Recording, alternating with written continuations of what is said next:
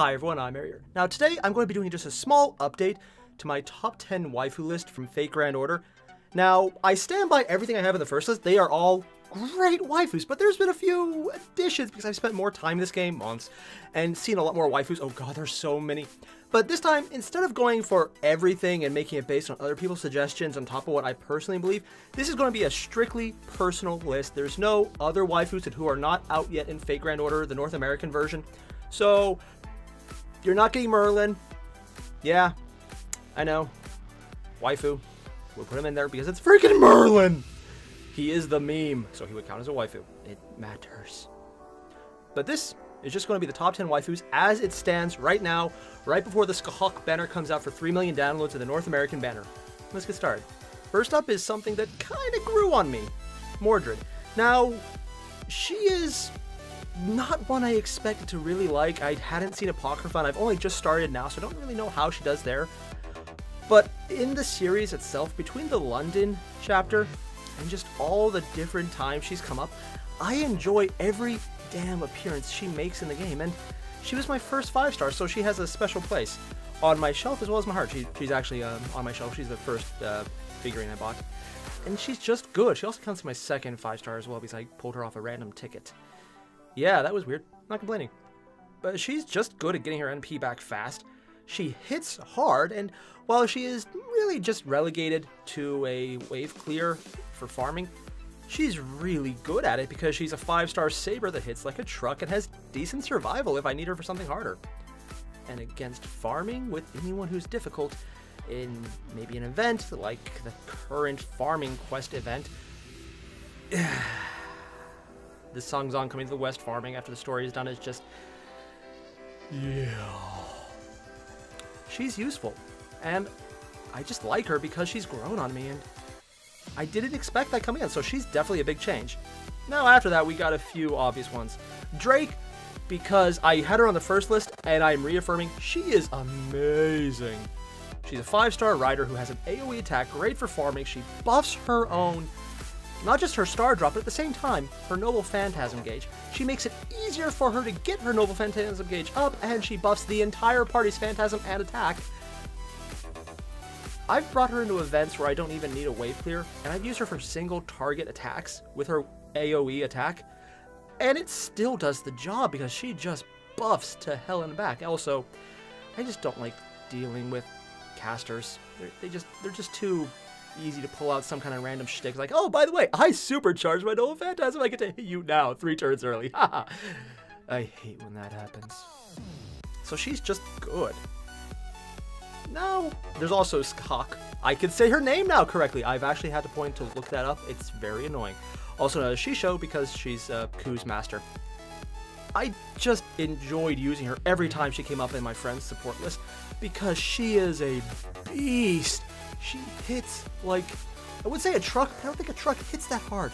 Her entire shtick is to beat people in the face with her spear. She just hits them with it so hard, so fast that they die. Unbuffed, I have seen her put down 300,000 damage on an enemy she didn't have class advantage on.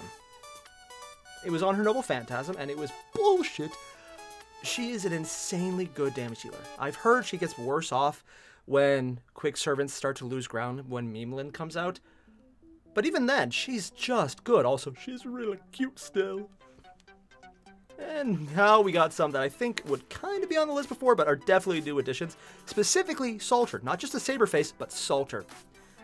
She is the wave clear champion. She is a 4-star that hits harder than some 5-stars. And oh my god, does she just wreck face! I mean, she's a cute Saberface, but unlike the normal Saberface that just is not as good as I was hoping in the game, she lives up to the name of Saberface. It's kind of like Taserface, but this one's actually good. I have relied on her so damn much in this game, and the fact that she's just a cute girl who's from the original Fate Stay and is just good. Have I said she's good? She's good. Yeah, definitely her spot there. In the same way that Ultria Lancer Alter is on the list. Now, I will admit, I'm the kind of guy who goes like, no, it's still Toria. Screw you, actual translations, yeah. Yes, do something about that. I specifically like her alter form, though, because of her middle skill. Protection of the World's End. It is so damn good. It's critical up, increased critical star draw, and it provides critical stars. That last part, because I have Jolter. When she does her really good everything, the only thing she doesn't have is a providing way to get critical stars unless you have another character doing it. She does it in one skill. It's not like a few skills work together. No, it's just one skill, and it's not a lot. But if she has one buster, maybe just 2 busters up there and nothing else on the board, it's usually enough to get a really damn good chance as a crit. The skill is just so damn good. Also, she has one of the best mana bursts in the game, which works really damn well with the second skill. And, of course, she also has just a small party-wide minor buff. It's there. It lasts 3 turns. The 3 turns thing is really the only part about it that I like. But those first 2 skills just make her break everything. She won't keep up for sheer burst damage of the Skahawk class, or Jolter, but damn if she can't do it reliably because she provides her own crit possibilities. That gives her a level of versatility that, along with the fact that she's real at Piranha, makes her insanely good. Of course, then we also have just a few new ones. Zhang. I'm probably mispronouncing the name because I have no idea how to say her name right. So Sanzo here. I did an entire video for the waifu report about why she's great, and I got her after I made that video, so yay! The one thing I didn't expect, though, was just how well pairing her with Golden Catches the Carp affects her. Because it gives her a tiny buff. I have a max limit broken, so 50% start. With her abilities, that gives her easily an immediate turn 1 Noble Phantasm that's been buffed by her ability. Then there's the critical stars that drop in, 20 because of Limit Broken Carp. And that is insane, especially if she has 2 arts cards that are up there. And nothing else on the board. 20 arts into that. It would not be the first time I dropped her in, pulling her in from my back line with the combat uniform. Got 20 stars on top of maybe 5 or 10 that were already out there. Busted her Noble Phantasm, chained it into 2 more arts cards, and had a Noble Phantasm ready for the next turn when I just chained it with everyone else who was on my team. And I've done that reliably. She just works so good as a back team bomb. And the fact that she is a bombshell is just insane. I did not realize how good she was. I knew she had great potential. I knew she had great heaps of potential. 2 of them, you could say. But I didn't expect her to be so overwhelmingly good at what she does. She doesn't have a very complicated Noble Phantasm, so I didn't think much of it. But then it just hit. And it hit well. And it hit overwhelmingly well. And it just worked so reliably. And there's so many Noble Phantasm CE buffs that work with it. She's insane. Also, like many girls listen, she's really pretty. And then we have no, I'm not doing fuck, no, get back, demon, back, I say. Shootin'. She's good. She's a great AoE assault. I mean, assassin. Both are accurate. I just freaking lolly. And with that voice, it's like she has by far the most. She has an ASMR voice. If you, yes, let's go with that. That is family friendly. Oh God. She's very good. I love her abilities. The party-wide, that's it. Charm Chance, just, it's surprisingly good because it doesn't have any real classification. It's just it will or it won't hit. And more often than not, I've seen it hit.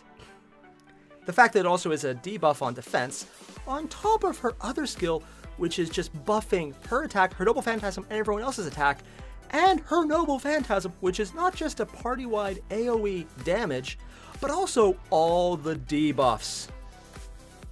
All the debuffs. She doesn't hit hard. In fact, that's a huge issue. She hits like a wet noodle. But her abilities and her Noble Phantasm enable anyone next to her to just go to town. For example, when I've paired her up with Zhang, the damage in there is insane. The only problem is drunk, slightly insane Oni who I honestly think if she ever came to life, she would eat us all. And I don't mean that in the non-murdery way. I mean that in the completely murdery way.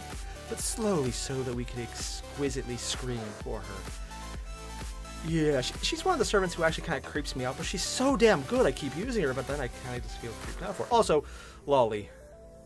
And we can't forget the one Lolly on this list that I'm actually okay with, Liz. Now, Liz is kind of a weird thing because I don't actually like using her. I've got multiple copies. I have her almost at MP5. I've really not bothered. I know she's good as a buff, but there's other people better.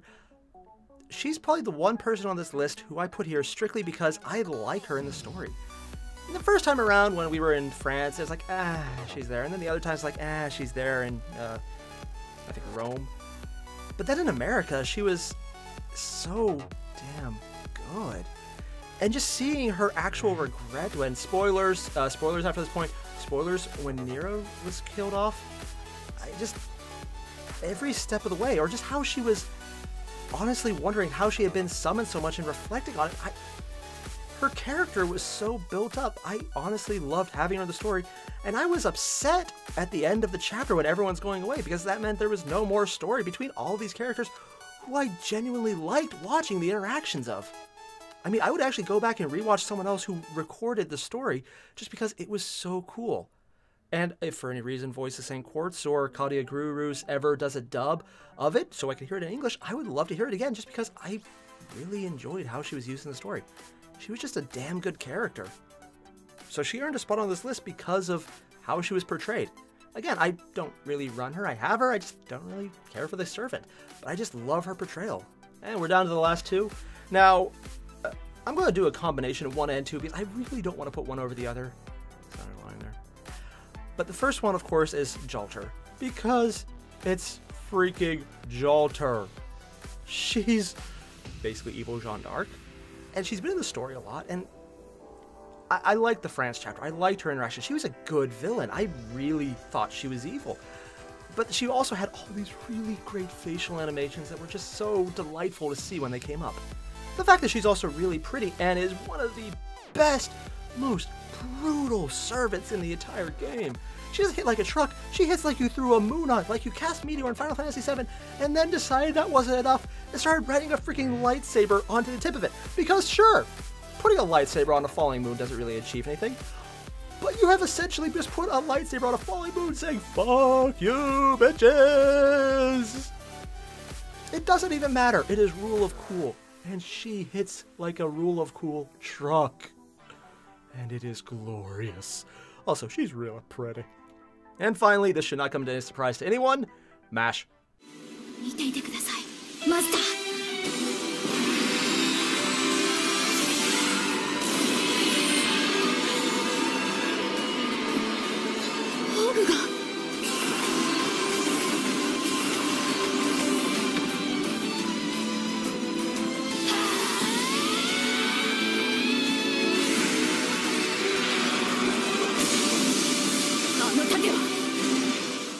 Because MASH. Enough said, MASH is awesome. She is #1 waifu and best girl. Also, the ending of the last chapter. Fuck!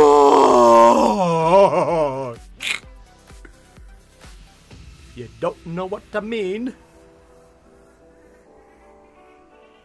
Just fucking hey, man. I'm looking forward to Camelot. Not so we get to Camelot, but we can figure out what the hell just happened. I'm trying to actually avoid spoilers because I know it's in Japan, but I'm avoiding it in the North American server because I want to know. I need to know. So yeah, this is the updated waifu list. It is bound to change whenever future chapters come out, and I'm looking forward to that because if there is one thing Fate Grand Order is good about, it is absurd waifu potential. That said, MASH is best girl, and it will remain that way because it is MASH and she is awesome. It's all the same. Thanks for watching, everyone. Don't forget to leave a like and subscribe. I'll see you guys in the next one. And yeah, I'm really looking forward to that because more waifus. Later.